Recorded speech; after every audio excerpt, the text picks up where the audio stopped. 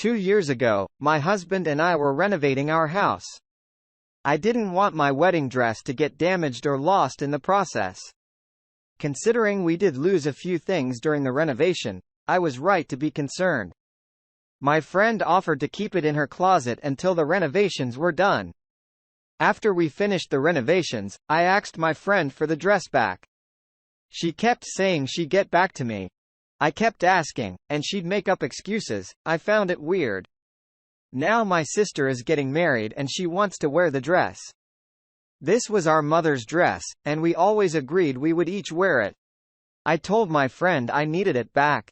She claimed she couldn't find it. I was perplexed because how does it just get up and walk away? She apologized and offered to pay me the cost of the dress, which I turned down because it wasn't about money. The dress was sentimental and I felt terrible. My sister couldn't wear it. My friend and her husband went away. I was there to wash their plants and feed their dogs. I decided to look for it myself. The closet was very cluttered. I eventually found the dress. I can totally believe that she missed where it was and she wasn't malicious.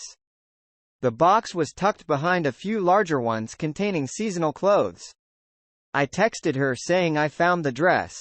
Instead of being happy for me, she asked why I rummaged through her closet. I said I just wanted to double check. She told me I had no right to go through her things. I said that because of her clutter, my sister almost didn't get to wear the dress she always dreamed of.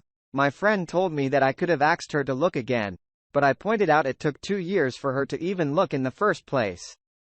Am I the idiot for going through my friend's closet to find my wedding dress? I would have just taken it and never told her, let her think she lost her mind. She knew exactly where it was. She didn't want to return it to you for some reason. Good for you for finding it. You are not the idiot. Instead of being happy for me, she asked why I rummaged through her closet. Hello, L. So interesting that she knew exactly where you rummaged to find this lost dress. Hopi, I mean this in the nicest way, but you're being naive. She was trying to keep your dress simple as that. If all you had to do was go through that closet in her house, it wasn't lost or misplaced. It was exactly where she put it, and she knew that. This person is not your friend. For real, it doesn't matter how big or cluttered the closet was, if I had something that belonged to my friend and was sentimental to. Ability for having my friend's valuable item among my messy crap. And I certainly wouldn't be asking that friend for favors like watching my house when I still owe her big time. Yep. I've ripped through 3 closets in a laundry room to find a pair of jeans, an irreplaceable wedding dress. You bet I would have found it. Hope you did lose a few things during the renovation. Was your friend over during the renovations? You might need a second chance to rummage at her home before she returns. You are the idea. How many drawers, closets, and storage areas did you rummage through before checking the closet?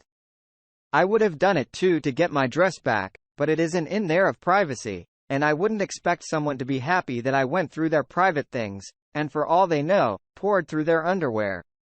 She was irresponsible, but that doesn't justify you going through her things.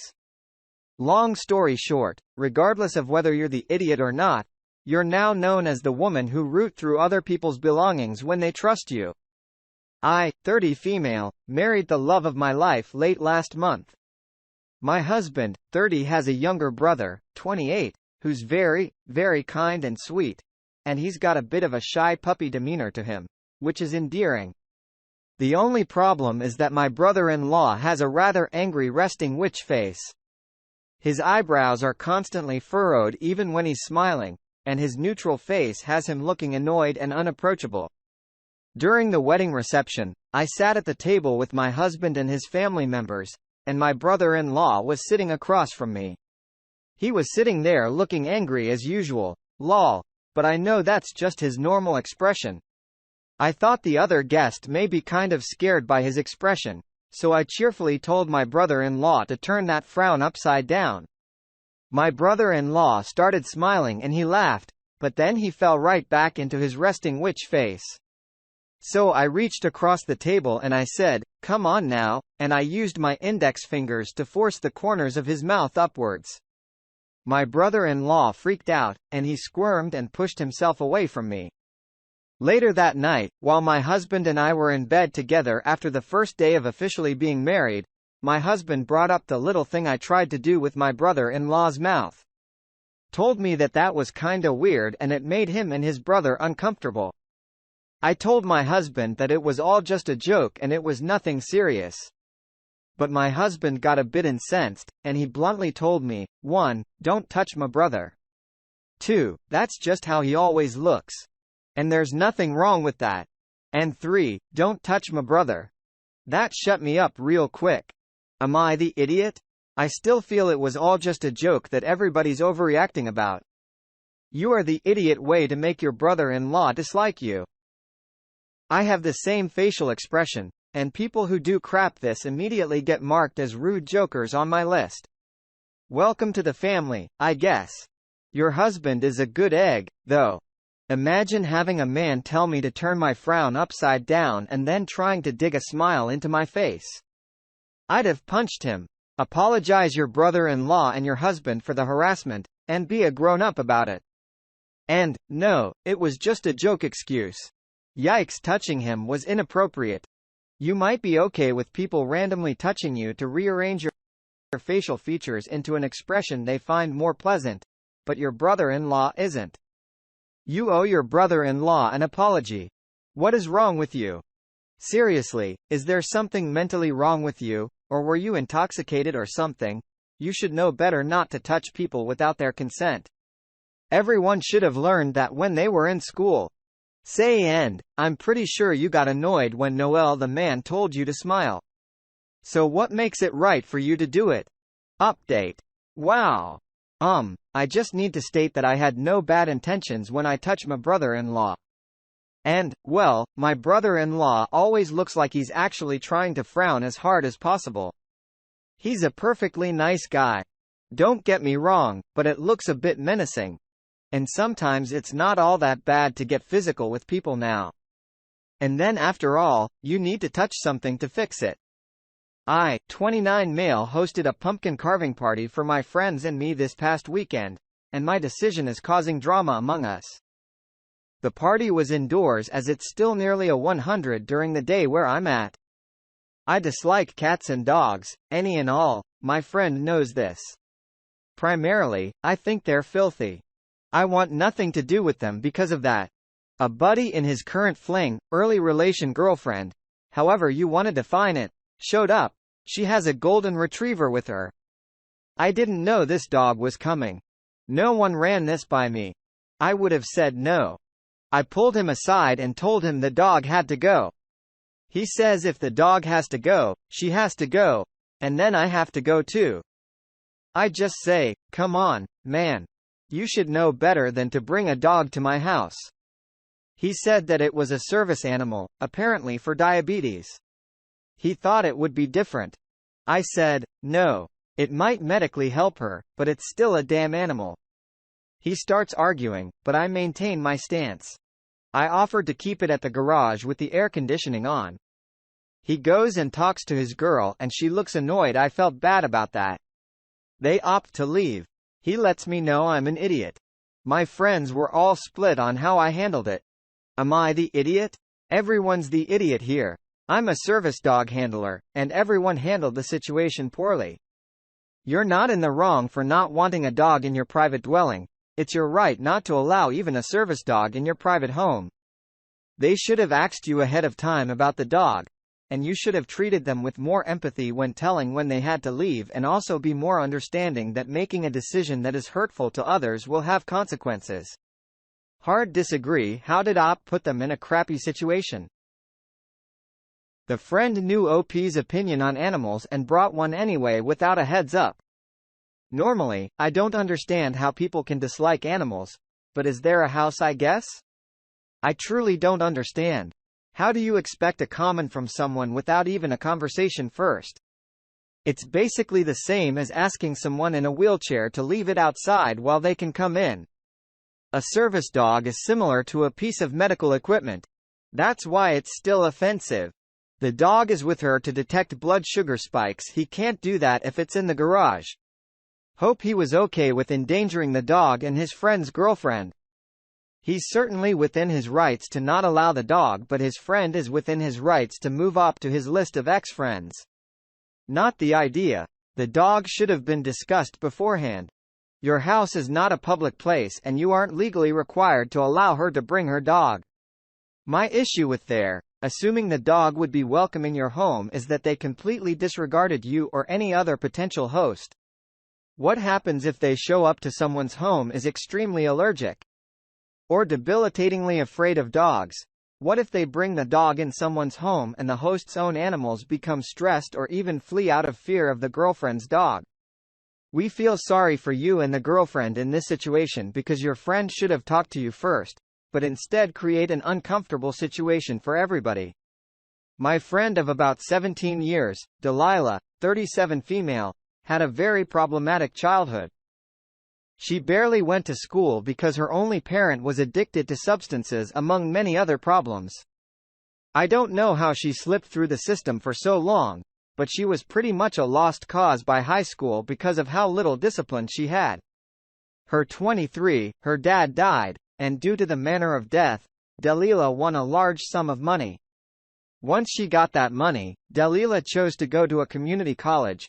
She learned to love learning and had so many interests she never knew about that she went to several schools in most of her 20s and came out with several degrees. So my view, I've held my tongue on her wasting so much money on school. If it were my money, I'd want to save it or explore, then get a degree, not go ahead first. She has 6 degrees, and to me, it's just silly. The real kicker is my husband is an engineer who makes more than she does, despite all her side jobs and projects. We were visiting her, and she mentioned how she wanted to study history and take a class or two online for fun. I laughed and asked if any of her inheritance was still even left. She said that shouldn't be my concern. I admitted it was ridiculous. She could have just bought a nice house with that money instead of blowing on degrees that she doesn't even use. She told me all her degrees serve her purpose. She loves what she does now and loves learning because she was deprived of her as a child. She told me she wouldn't defend herself to someone who didn't grow up in a similar situation. My husband told her to calm down. Everything is now awkward, and I'm unsure if I need to apologize. Am I the idiot? Oh, my goodness. You are the idiot. You sound incredibly jealous. I wonder if all this hate and jealousy stems from the fact you didn't get to attend school after high school. You said your husband makes more money than her and not you, so my question is, are you making more money than her? It doesn't matter if she spends her money drugs or spending it on nothing but shoes and electronics because guess what? It's her money and she can do as she pleases with it. What kind of person thinks it's their place to say something like that? You sound miserable and judgmental. Opie absolutely needs to apologize. Is she unemployed and homeless? No. She's living life the way she wants, paying the bills, and learning the things she wants to learn. It sounds like she's had an awesome life and is making the most of her money in a way that's best for her. You're not like her. People have different priorities. Do better. You're failing as a friend. I love how Op mentions her husband's degree and salary, but not her own. She's trying to claim her husband's success as her own. I guess hers isn't much to envy, so she's jealous that her friend got to do what she wanted with her life. You and your husband deserve each other. I can't imagine how insufferable you both are if he told her to calm down after explaining why she's loved her life and finds enjoyment from gas, education. You are the idiot and may God have mercy on your petty soul. Guys, this is not 1 degree or 2 or 3. It's 6. We can all agree that money or not, getting 6 degrees is pretty ridiculous, especially when there are so many resources out there for learning without an official course. I have a cousin like that. She has 4 degrees, and my parents and I certainly roll our eyes about it occasionally. I would not have blown that much money getting 6 degrees, but that doesn't matter because she's not you or me. You shouldn't have said anything. My brother Jake has been with his wife Kate, now separated since high school. They have 2 kids, both my godkids, and he and I are best friends. Assist Claire has been friends with Kate since middle school. They were each other's maid Savannah and are still very close. In the last 6 months, Jake confided in me that he fell for his coworker and let things get into a physical affair. I encouraged him to tell Kate and be honest about it, so as not to live a lie. He told us she was initially in denial and wanted to work through things, but Jake said he'd be lying to himself, and they are in the midst of divorce proceedings. He and the coworker are now in a relationship. When I met her, I'll admit it was weird seeing him with someone else, but they weirdly seemed like the most compatible couple I've ever met. They have way more in common than he ever did with Kate. They look at each other with such admiration. And despite how it started, I honestly think they could be together forever. I know I could be wrong there, but that's my hunch. So Jake and I are still really tight. We recently took our kids to a festival together this weekend. Just me and my kids with him and his. No partners. We had a great time, and he was telling me how happy he's been, and the kids seem to be adjusting to it much better than expected. I know it's all process, but I'm glad he's doing well, and I'm glad to have him in my life. Well, my sister Clara's angry that I'm still hanging out with Jake. She's saying how she can't believe I dare to approve of him being with the mistress, and I should be trying to convince him to try to work things out with Kay, who's apparently still hoping for that, or I should be no contact with him until he realizes how wrong he is and makes things up to her. Am I the idiot for staying tight with him, helping him financially until the divorce and child support situation is figured out, and supporting this new relationship that seems to make him happy? I feel bad for Kay and all, but I just feel like there are case people who got married too young, and now he's found someone who's a better fit for him. Edit. Regarding the child support, Kate makes about double him, and her job involves a ton of travel to where she's gone about 75% of the time. He's been the primary caretaker of the kids most of their lives. She doesn't want a new job post-divorce, so he will continue to have primary custody. Of course, that means the other parent who makes more will pay child support.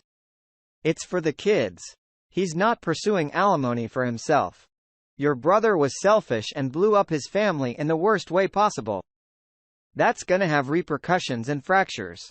You don't need to punish him, but it is kinda gross he's riding off into the sunset with his new side chick, while his ex is deeply mourning. Don't condone it, but it's not your job to punish him. I'm going with not the idiot, but with some strong. The gross thing is trying to manipulate the brother into a loveless marriage. Their end game isn't just to let him break up with the mistress, but to take back his ex-wife. Why? Because it's convenient for her, he doesn't love her, and familial shaming won't fix that. He's not an idiot for leaving, he's just media for not having the courage to do it sooner. And why on earth should Op take the exit side? It is his brother. Of course, he will still have contact with him. People don't take marriage seriously anymore. Instead of working through things for better or worse, he decides to cheat with another woman. And then says how hard it is to be going through a divorce. Opie, your brother should never have married. He can't hold up to his vows, has no idea what marriage means, and is selfish. He leaves a trail of destruction behind him as he happily messes around with the woman he crushed his marriage over. I hope he doesn't try crawling back to his ex-wife when his new relationship falls apart. I hope he knows he completely obliterated any chance of reconciliation, and when he looks back, I hope realizing the pain he caused is enough for him to step up and be a worthy man. I'm hoping his soon-to-be ex-wife gets her happily ever after. She deserves it, and I'm sure his relationship with the affair partner will come tumbling down at some point.